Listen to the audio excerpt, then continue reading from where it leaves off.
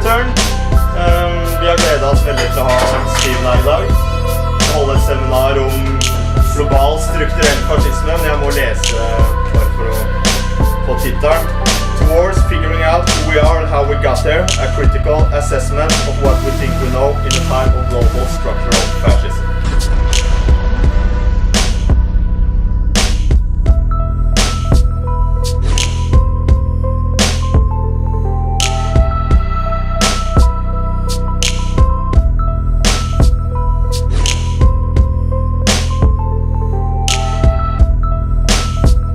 First order of thanks goes to the point of return people for befriending me, for inviting me, for organizing everything. I think it's a great opportunity to get a chance to talk to you guys. There's a lot of material that I would like to cover, so I'm probably going to be doing a lot of talking, but at the same time I want to have a little bit of interaction, so I want to have at least a period of time where we can have a chance to discuss things more. I don't want it to only be me talking, though in the beginning I'm going to be doing maybe a little more talking than I would like. For some people who know me, it kind of I kind of felt like this whole experience is something that comes out of the Matrix, because it's a lot of people have learned a lot of information about me. I've learned a lot of information about a lot of people. We've become very close friends simply through the internet. And it's really been a great opportunity to stimulate ideas, and it's been, in my experience, a great exchange of ideas. And this hopefully is a part of that I want to continue. And so this kind of, and being kind of an African American in this kind of propaganda matrix, it feels a little bit strange for me talking, because this matrix metaphor seems to continue, where I kind of feel like this guy Orpheus talking to people through the internet, like, Neo, we need to do something. So, and this speech is kind of like that. So I kind of wanted to start off this speech with a little quote from the Matrix. And Morpheus says, "There's something wrong in the world. You don't know what it is, but it's like a splinter in your mind. It's the world that has been pulled over your eyes to blind you from the truth." And Neo says, "What truth?" Morpheus says that you are a slave. Like everyone else, you were born into bondage, born into a prison for your mind. Unfortunately, no one can be told. You have to see it for yourself. Now, before I think that's an apt metaphor, and I think that this speech is designed not just for me to talk, but the goal is for you to start seeing things, so that I don't expect that I can answer every question for you or talk about every issue in the depth that I would think is necessary. But if this meeting is going to do something, it will be at least to spur ideas that will have you go off and to say, did I make sense? Did I not make sense? Am I right? Am I not right? But more importantly, for yourself to just develop your own knowledge, your own abilities, and that's really the point. And I wanted to also dedicate this speech, this presentation, to a man and a woman. The man's name is Ralph Schoenman, and the woman's name is Maya Schoen, and they are the producers for a great radio program called Taking Aim, that after 9 years they just announced that they were ending because of kind of political stuff in New York. But they are, for me, true freedom fighters, true people that, if you listen to the archives of their work, have really meant to push a certain level of knowledge forward.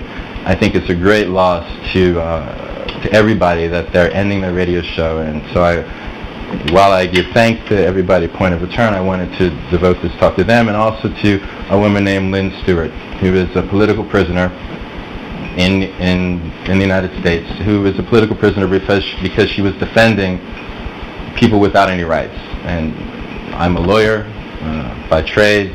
I defended people on death row. She defended politically targeted fake terrorist subject prisoners, and then they threw her in jail, and she's in jail. So I feel very much that, in a sense, she's in jail, and it could have easily have been me, but I chose to run away, and she's in jail. So I want to have that on tape so everybody knows that I think that these kinds of people are heroes. When we look at, for example, the role of humanity itself, humanity was pretty much static until what we would call the invention of agriculture, which was about 12,000 years ago. and that was the transition from the Paleolithic period to the Neolithic period. And so if you look at, monkeys do actually appreciate and have all kind of religious affiliations with fire sometimes. They actually can get and look at fire and engage with it, have little ceremonies around it. And so maybe they don't start fires and use fires, but there's a certain connection to fire that some animals have. And I think the ability to feed yourself is even a little bit more than the ability to just use fire. But there's really no other species that can be able to control and create its own food supply. Now there are other candidates. That being said, there are other candidates that one might think of. Like I was waiting for the money thing that might come about.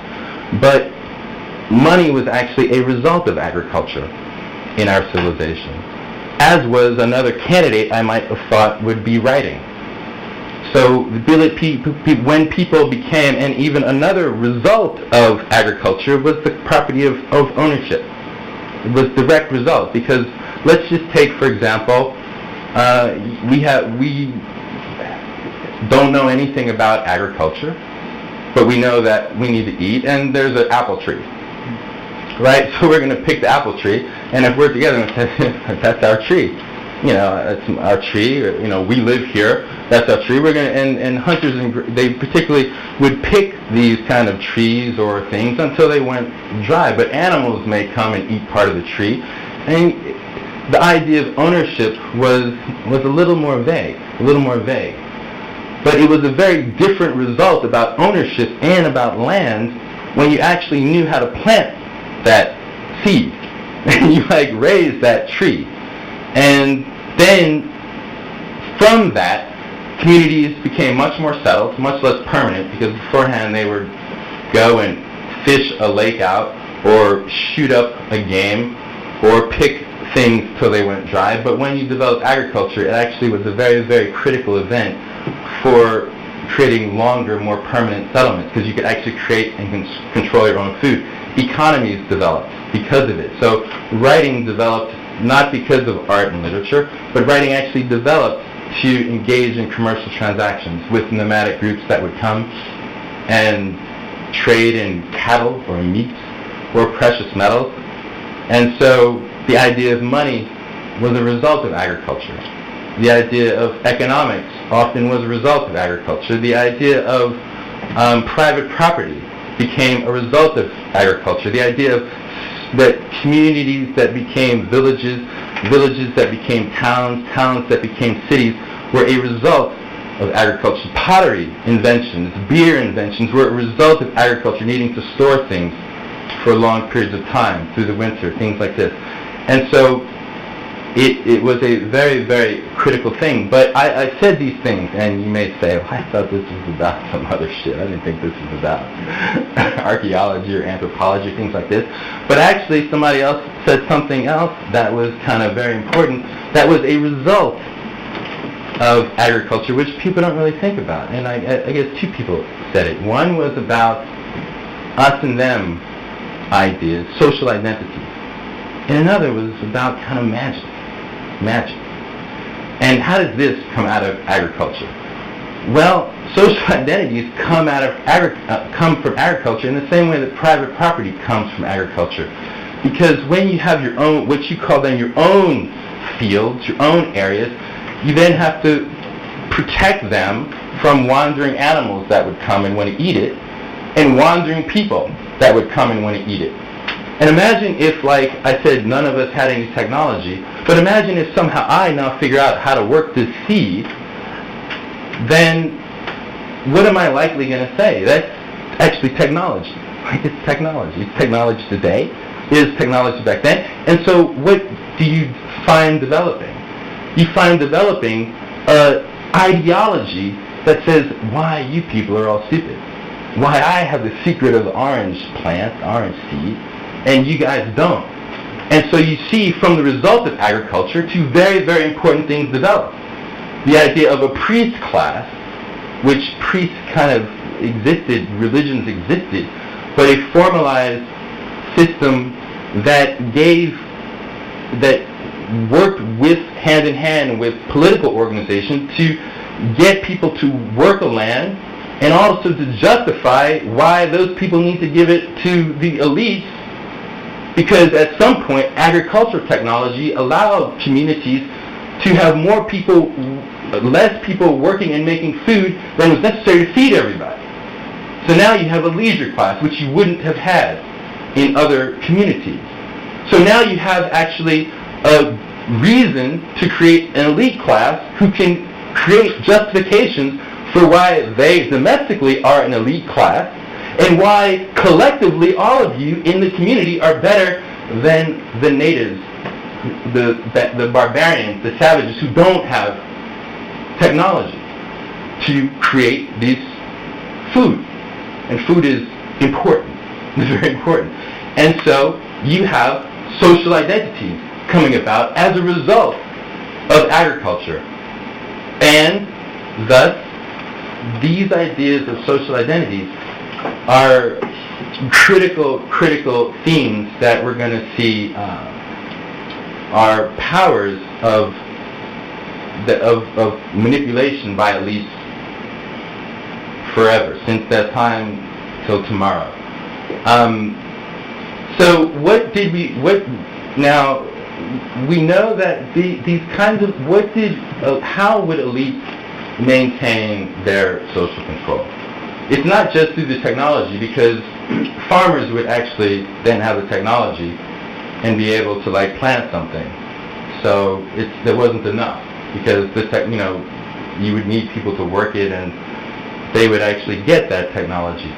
But what you did have by the development of a elite political class is creating notions of societal controls that often involve secrets. And as I said, that often the development of agriculture would lead to the development of writing, would lead to the development of economic forms of exchange.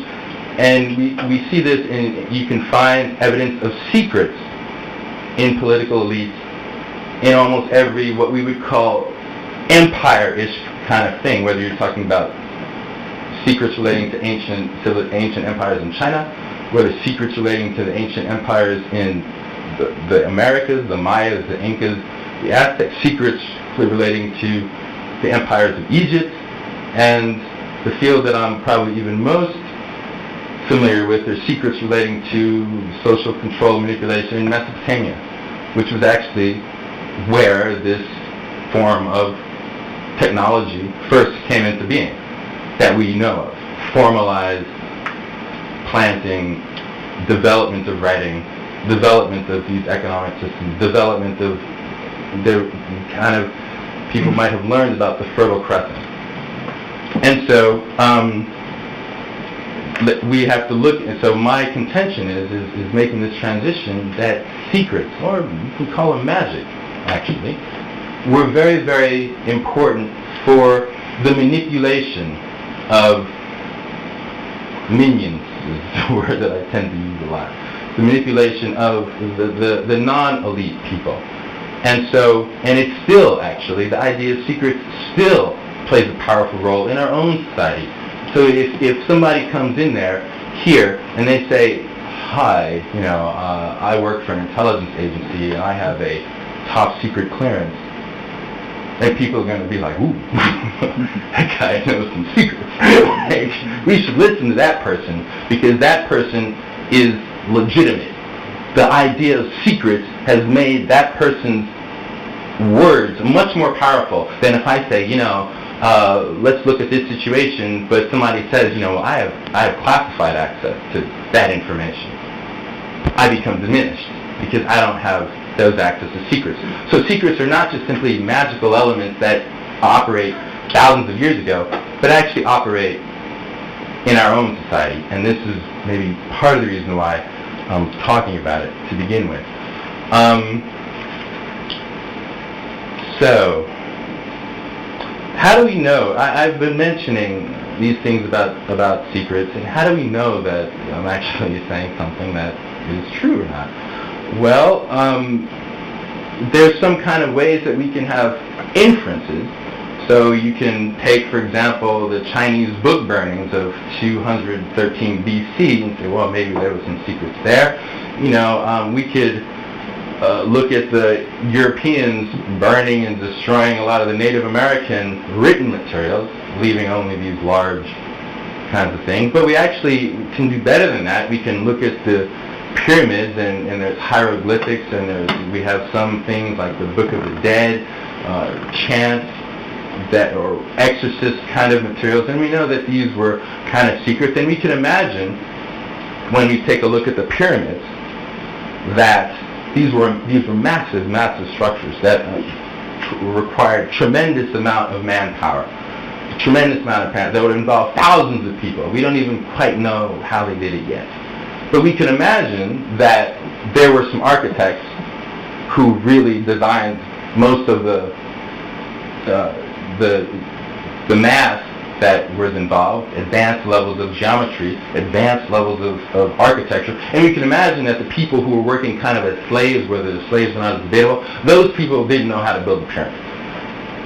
But there were some people who had the technology and who guided things, who knew how to build the pyramids, and who knew how to mobilize thousands of people in order to get it done. We know that they're done. And we probably can say that many people didn't know how to build pyramids in Egypt, except the elite of the elite. Now that's kind of inference. And then we can go to this area of Mesopotamia, and we don't even have to speculate as to the idea of secrets. Because there are thousands. In fact, people don't even recognize that we have lots of written material from Mesopotamia. We have more written material from Mesopotamia than we do in the entire Europe and Egypt combined up until the Renaissance. We have over 500,000 tablets from Mesopotamia. Most people may not know where Mesopotamia is, but it's modern-day Iraq, the place that is bombed. It's Mesopotamia, and it's the Sumerian, Akkadian empires, if you will, civilizations, where there were many technical advances, more than we're able to go in. But from these tablets, we have, like we have documents that are secret. And how do we know they're secret? Because they say so. They say, for example, Mudu mutu la ilakam la mudu imar ikid ilirabuti. This means an expert may show another expert, but a non-expert shall not see it. Restriction of the great God. Now, people may say, well, if it's written down, it's probably not a secret. But that wouldn't follow, because we have lots of intelligence agencies shit that is stamped top secret. That's for your eyes only. So these things suggest that it actually may mean what it says. That there are, and in the text that this is called a colophon, and it is a written piece of text that is at the bottom of a text, but in the form of a clay tablet, and they attest to secrets. But they were only involving certain kind of areas. So what is an amazing achievement of these civilizations is astronomy, the ability to predict eclipses, the ability to predict planetary movements, which was happening 5,000 years ago. So advanced levels of mathematics, advanced levels of astronomy, doing things that most people in this room cannot do today. So these are secrets. And the ability to predict when Venus is going to come, when, and in that time, these elliptical movements, these are the people who gave us our same horoscopes that many people maybe believe today. It came from those people. So this was technology that was designed to be advisory, to tell when you should attack another group, when it's not a good time to attack, to predict and advise the mobilization of economic, political, military forces. This was, in this sense, magic, but it was deemed technology, and it was for economic, political, and real purposes. So it also involved things like medicine, which at that time may have meant some kind of surgeries, may have meant chanting to get rid of certain demons. But these were, at that time, they were 5 kind of sciences. And you see these colophons on these sciences. So what they would have thought of as sciences, these skilled professions. So the idea of secrets has been around for quite a while. Now, part of what I would talk about as secret technology or secrets, the value of it, is even this entire subject that I'm talking about. Because most people haven't really looked at whether what I'm saying is true or not. They don't really know if I'm making it all up. They don't know if what I read is a real language. They don't know if what I said is a real translation. They don't really know that much about the Mesopotamians. They don't really know much. And why? Why? Because they're pretty well educated. Why? Why? Because there is a notion in our Western tradition of a Greek miracle. I might have heard of a Greek miracle. And a Greek miracle is a mythology that we have, our own foundation myth, that pretty much there wasn't really much going on except for the Hebrews dealing with the natives and writing the Old Testament until the Greeks came and gave us real civilization. Started doing things that nobody had else ever done, like Pythagoras inventing the Pythagorean theorem, inventing philosophy, inventing all kinds of art, sculpture, you name it, the mythology that they lent to the Romans, and the Romans made their own Greek-based mythology. That pretty much, we were pretty much a bunch of savages, maybe except the Egyptians. They built big pyramids, you can't really ignore. But pretty much the Greeks are the forerunners for the Western tradition. This is our own foundation myth. And because of that foundation myth, we don't really talk so much about Mesopotamians, because they kind of, the more you look into it, the more they mess up the narrative. They kind of mess the narrative up. And even when you take, for example, the Egyptians, there's been a professor named Martin Bernal who's shown that 40% of the Greek language came from Egyptians. So that would suggest heavy technological borrowing. Like you get computer, it's coming from the people who gave the word computer, and it kind of morphs like that. So you tend to take, so we have coffee, it comes from kahwa, Arabic, that's where you kind of make it into your own, but the language generally suggests a borrowing of technology, and so there was heavy borrowing of technology. So anyway, the reason why we don't really tend to know about what I'm saying is because of our own foundation myth, and this entire body is somewhat kept secret. But that being said, I kind of maybe a little bit suggested that the Greek civilization wasn't everything that we might think of, but actually it was actually very, very important. And the reason why it's very important is also very, very integral to, I think, not only my talk, but I think something that will be a predominating factor for the next couple thousand years, and actually very much affect why I might have labeled this talk as structural fascism, having a very, very important role of structural fascism. Now there are many, many, many Greek philosophers, Greek historians, Greek people, poets, that have done things that have lasted a lot.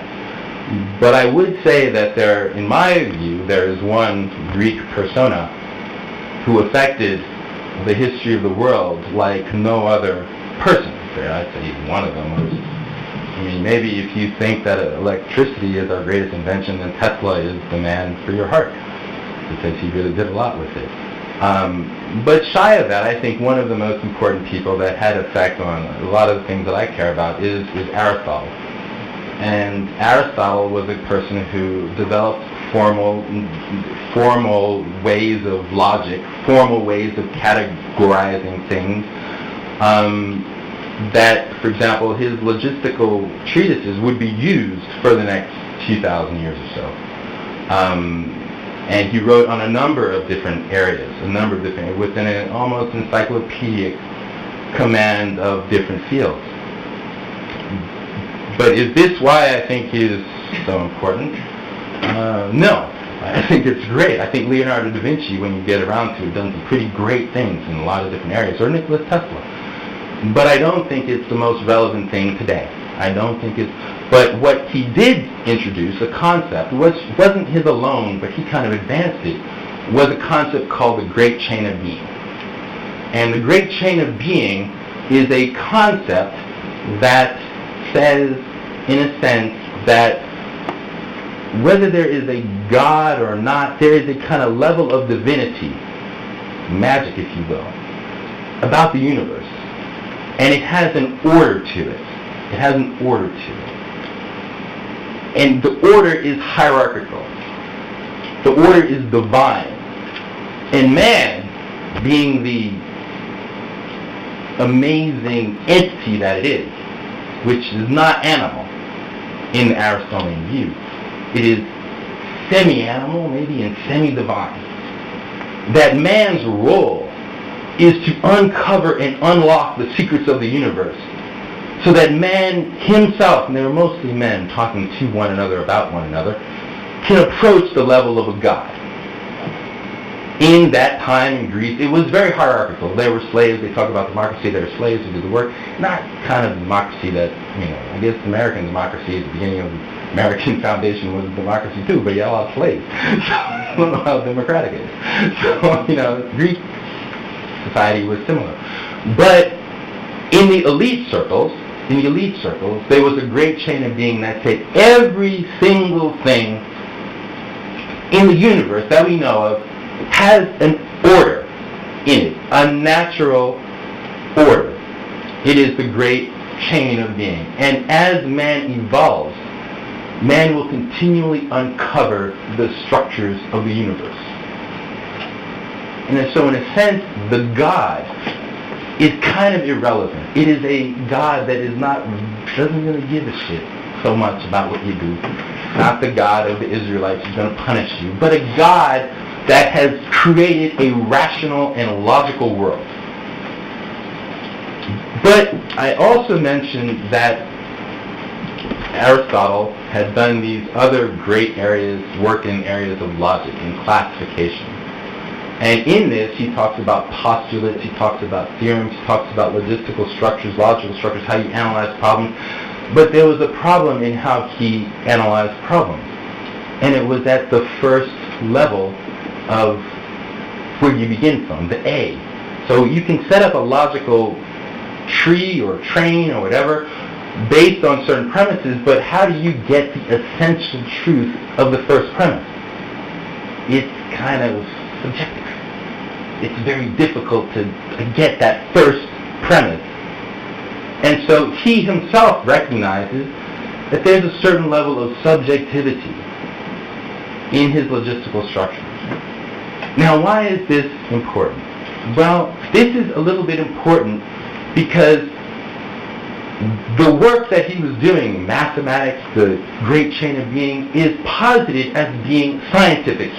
Aristotle, is the father of the scientific method as well, that we use today. The level of inquiry, hypothesis, test, result, that's Aristotle. That's what we have. And in that scientific, the reason why we're all still in awe of the scientific method, why? Is because it's objective, because it's impartial. It is not racist, it is not biased, it is science. Science is not subjective, liberal arts, bullshit you learn, whatever. Science is science. It's testable, real, provable, move on. And so this kind of approach which Aristotle gave was designed to be value neutral, scientific. But he also recognized the problem of, in certain areas, certain premises, you can't just prove them. Maybe. It's difficult to prove them.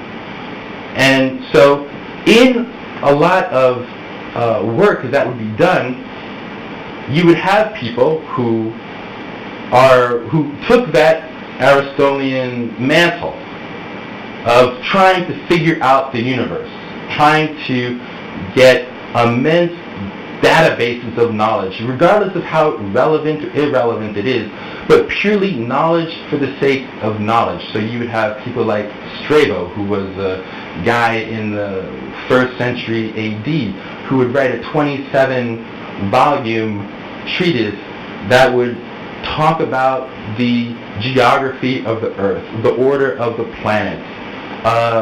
They would engage in zoology, of trying to identify each animal, each kind of people, the languages they speak, rocks, plants, and place them into an order. And this way of academic inquiry was followed for a very long time. So not just like 1 AD, but even maybe, let's say, 1,500 years later, you have a guy named Carl Linnaeus, a famous Swedish zoologist who gave us all of these scientific names, who would also engage in massive attempts to classify everything.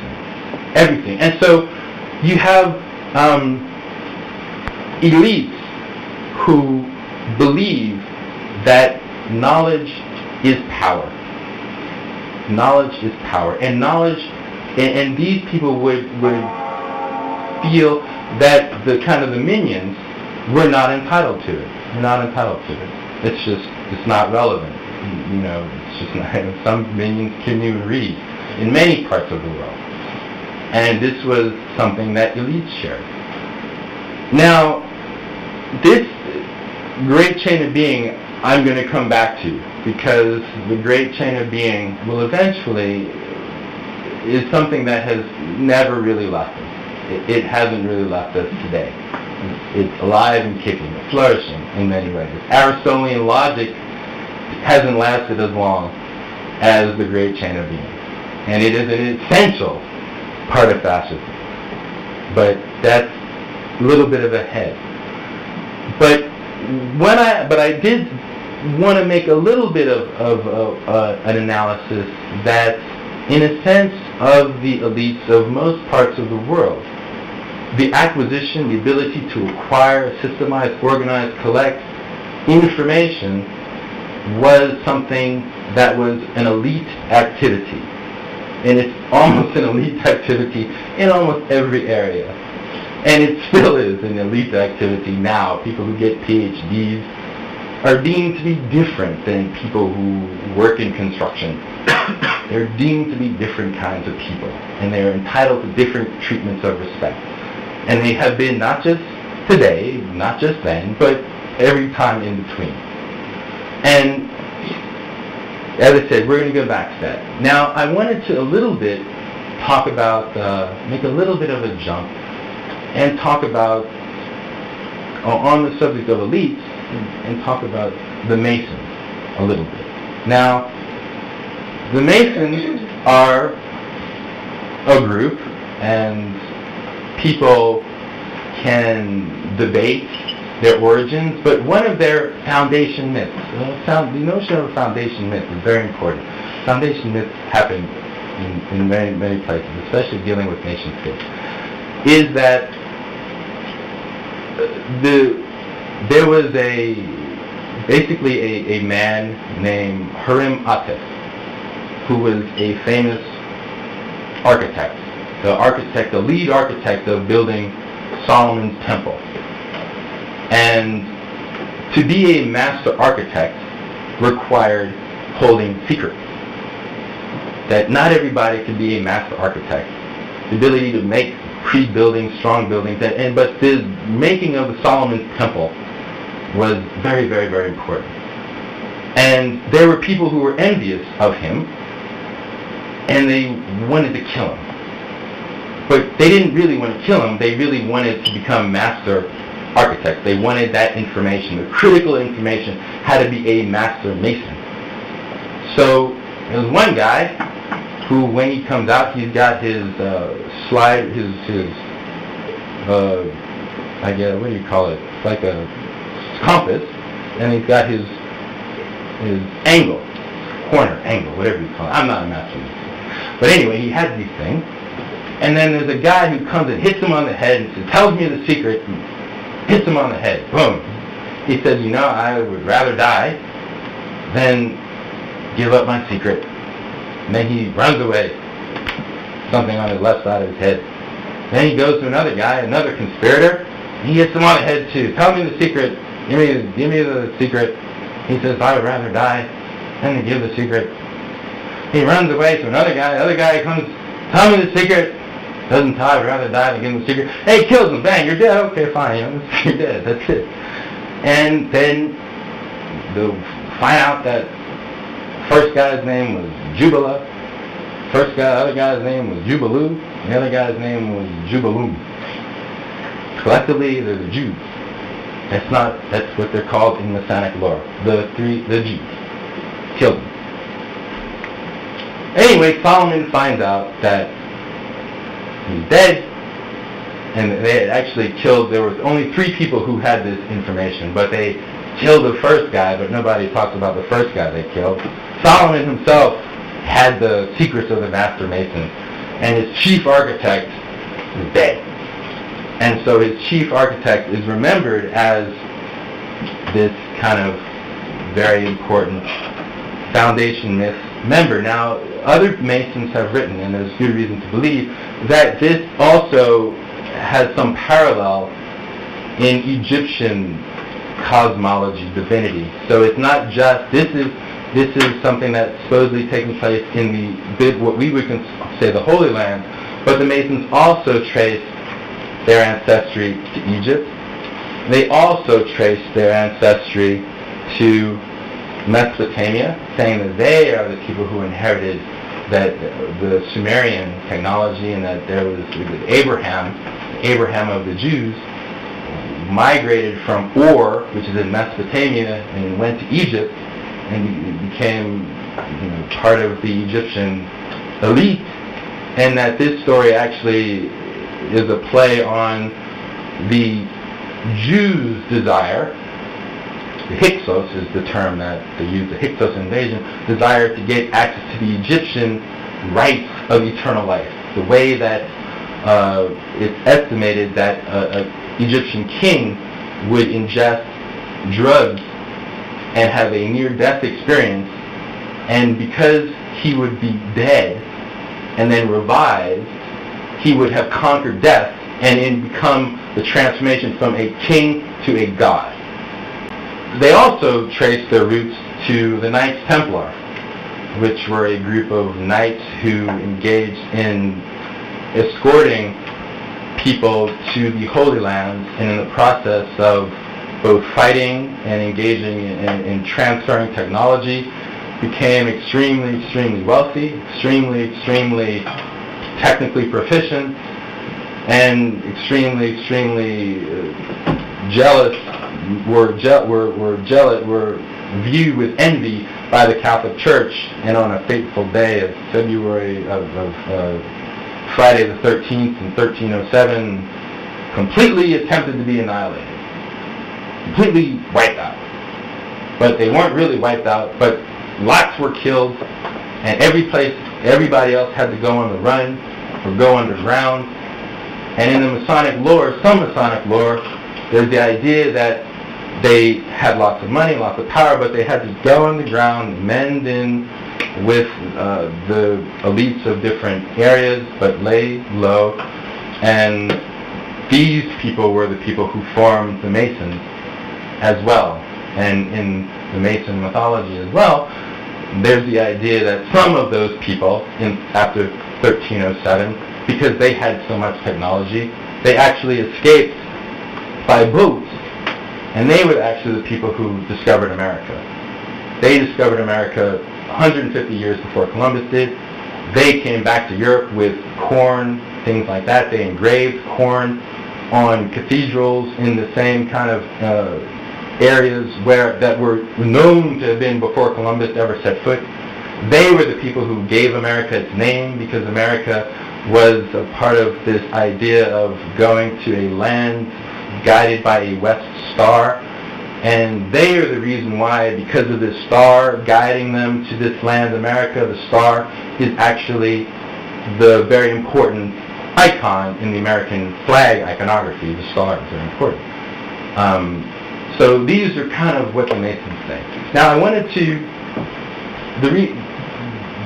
what I've talked about has been a little bit about the role of elites and secrets, because I think the role of elites and secrets is very, very important for the future evolution of fascism. So what I may have said may have seem a little bit strange, but at least want to prove beyond a reasonable doubt, beyond any doubt, that there are secrets, that they are secrets held by elites, and that these secrets held by elites are supranational. They are not just limited to English elites, not limited to French elites, not just limited to president, but these were the elites of kind of the world, or the Western world as we see it. And that these elites rested in this group called the Masons. And I think I can prove kind of beyond a reasonable doubt that what people say is a conspiracy theory is not a conspiracy theory. And so for this, I think sometimes pictures can say more than say 1,000 words. And so I want to actually show some pictures of a Masonic, a clear Masonic symbol, and people who are doing the same things. And the first picture of a Masonic symbol will have been done by hand in 1850s. 1850s. So if we can turn on this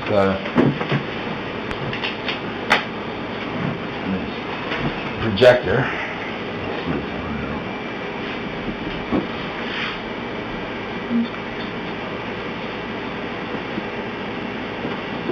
We have it on true. Okay, this is a master of the second veil. This kind of idea of me giving a speech and putting my hand in my shirt is probably not the most natural thing for anybody to do. So we would maybe say that people who do this, they're probably not doing it just by accident. And they probably don't just all have a bad arm and are using their shirt as a sling. So let's just see who kind of at least is holding this secret.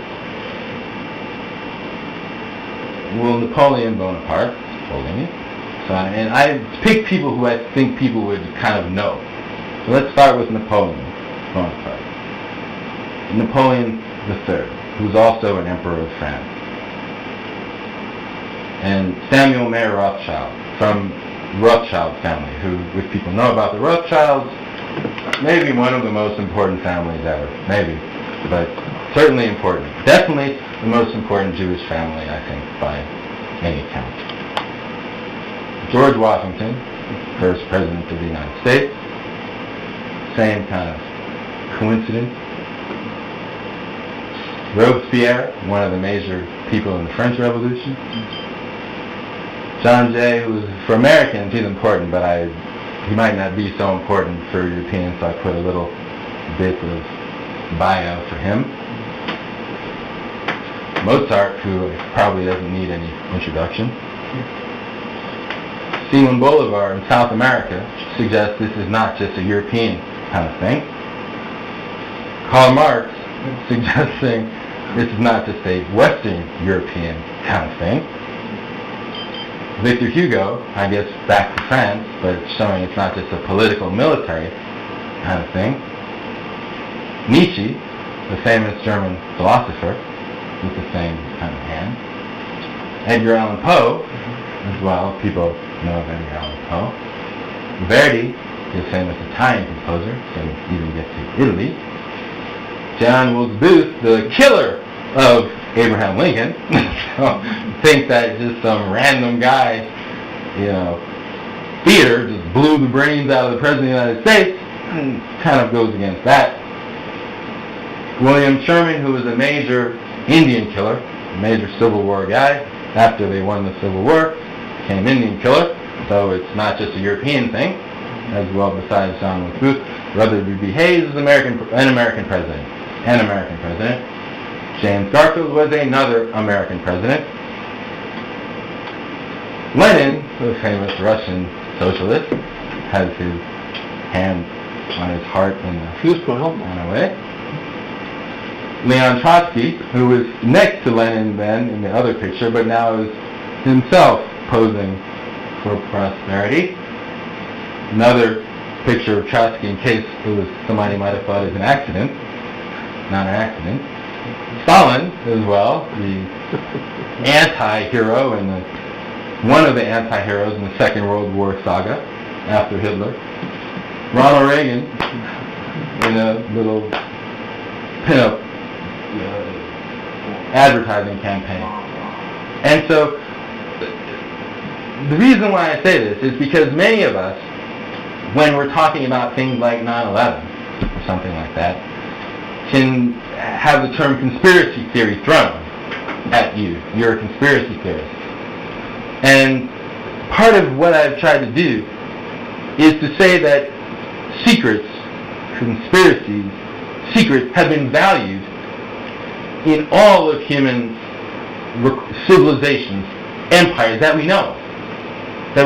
And so we need to know that the people who invoke the idea of, oh, you're a conspiracy theorist, sometimes people who know me on Facebook know that I'm not always so polite. I can not be polite sometimes, especially when I hear the term conspiracy theorist, because it suggests that the person doesn't know anything about anything, because there have always been conspiracies. There have always been elites having things that people do not know about. And if you just think that there are no secrets because people can't hold them, then you, in a sense, know absolutely nothing. And it's hard for somebody, to me, to really just take the person seriously when they're using it to say that I'm the one who's stupid. That I'm the one. It doesn't really work. But, okay, so now I've just mentioned that, okay, we've established that there's probably a group called the Masons, that they probably have some kind of secrets, at least how they take pictures together, portraits, but maybe that's not so important. But I also mentioned that the Masons have these connections to, as I said, ancient Israel, to ancient Egypt, and even to Mesopotamia. And part of their Egyptian fetish can be found in the use of this iconography of the pyramid. Pyramid is, the pyramid. So, pyramid, one of humanity's biggest achievements that the Masons adopt as part of their work. And so, is it just that these Masons just take pretty pictures or strange pictures and put their hands in there? Is that all it is? And the answer is no. It's a little more than that. Whether you think they have a lot of power or not, they actually build things. And they actually build things that are important. Not just pyramids, whether they built them or not just buildings, but they build cities. They build cities. This is once again, okay, there's the Egyptian pyramid, they take it, they put it on the US dollar. So it's not a conspiracy theory that they like the pyramid. It's not an American deal right there. That's not American. We didn't have that many pyramids in America. But they take it, these Masons, who, at least by the group of people in those portraits, were very, very powerful people. The most powerful people around that we know today. And I could have put hundreds of others who were maybe less well known, but I picked people like Mozart and Nietzsche and Napoleon, who everybody's going to know. So maybe people don't know of all this stuff. But so is it just these pictures that matter? No. As I said, they build things. What do they build? They build entire cities. So when you go to Australia, or if you visit Canberra, is designed in a Masonic pyramid. The city, that part of the city is designed. So you have to have a little bit of power to design a city in a way of a Masonic image. And it's not just Canberra, because then you get Hampton Court in England. And they design, this is not quite as big, but they still design areas of cities. That's England. They design New Delhi, India. It's the same idea, with a sun at the top of a pyramid, and these are major cities. This is an immense amount of power. These are secrets that are staring people in the face if they get at a certain vantage point, but the minions below don't really see it. They just go to work, whatever. In India. And then, of course, Washington, D.C. as well is designed in the notion of pyramids. But you could have even a wider view farther, and there are many Masonic arrangements in the entire arrangement of Washington, D.C. Washington, D.C. is an entire Masonic image potpourri. That's just the small part. But there's an owl, and there's a 5-pointed star as well that make up Washington, D.C. So it's once again important to recognize, to move beyond the idea of conspiracy theory, and to recognize that there are very powerful people who hold secrets, who've held secrets, and that it manifests itself in ways that are beyond reasonable debate. So when people want to say ideas of just conspiracy theories or people could never do these kinds of things, I think you could say the ability to design entire cities is not by accident, in perfect symmetry. It takes about as much political power as you can get. And then I just want to end on even this one little perfect representation of this in Kazakhstan, which is a perfect Masonic emblem in a distant, far-off land. So I've done a little bit of talking, and I wanted to make a transition at some point to talk about little things in the past maybe 200 years rather than 2 million to 2,000. So, but I think maybe now we can just take a little bit of a break or something, and then maybe I can get your feedback if I should speed up, or I can get some feedback on how you guys are feeling, because ultimately it's for you. I have lots of information about a lot of things that we can't get to, but I don't want it to be too weighed down. So I figured we can just take a little 5-minute break and then figure out where to go from here, okay?